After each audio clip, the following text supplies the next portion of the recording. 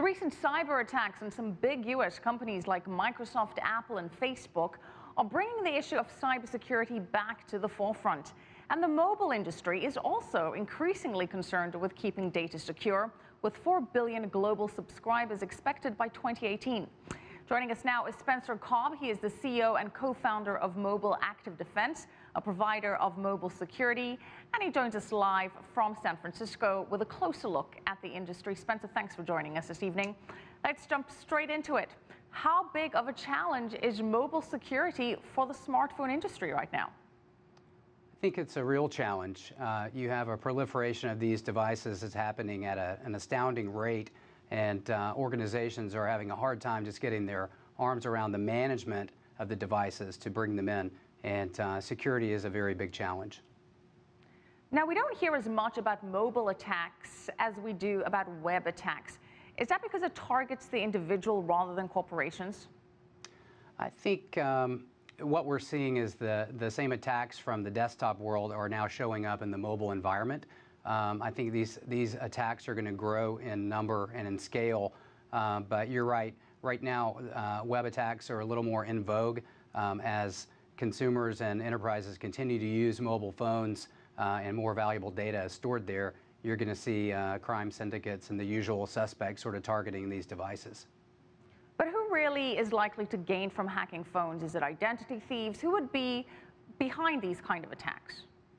I think it's all the same sort of actors and players that you would see that have happened, recently with the desktop environment. You have organized crime syndicates, ID thieves, all of the above. I think the interesting thing is that for some reason, a lot of consumers and people who use mobile devices don't really think of that as a target. And I think some of these high-profile attacks are showing us that these devices make life easier, but we need to be more cognizant of how we protect ourselves. Well, so what is the best protection or defense for mobile users against hacking? So I think if you look at it, really one of the #1 attack vectors right now is the third-party app. So I would suggest and recommend as you download apps, make sure they're from a trusted source, an app store that you trust. Are there any particular smartphones that are better than others when it comes to protecting consumers against attacks?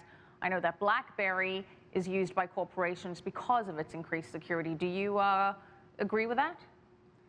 I think that the record shows that certain platforms have taken more precautions. They're more locked down, if you will, and certain ones are more open. Android has had a reputation because it's an open operating system. It's been proliferated more, but in general, I think that each platform has its own set of risks, and if you educate yourself about how you're using it and really think about it's your data that's on that device, you can help protect yourself. Now, mobile security firm Adaptive Mobile has warned that hacking attacks could get even worse because of the big rollout of the new 4G networks and because SMS short message servicing is changing to a new format called RCS, Rich Communication Suite. Why is this? Why is this compromising our phones more?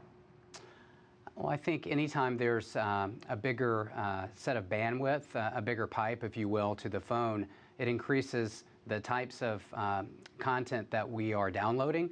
And I think that increases the chance that you might download something and not even notice it, whether it's a video file, an audio file, different types of documents. Accepting these pieces of media can lead to problems. So the bigger the amount of download of data, the more likely there is that there could be something wrong with it, I think, or injected by hackers. Okay, we'll have to leave it there. Thanks so much, Spencer Cobb, CEO and co-founder of Mobile Active Defense.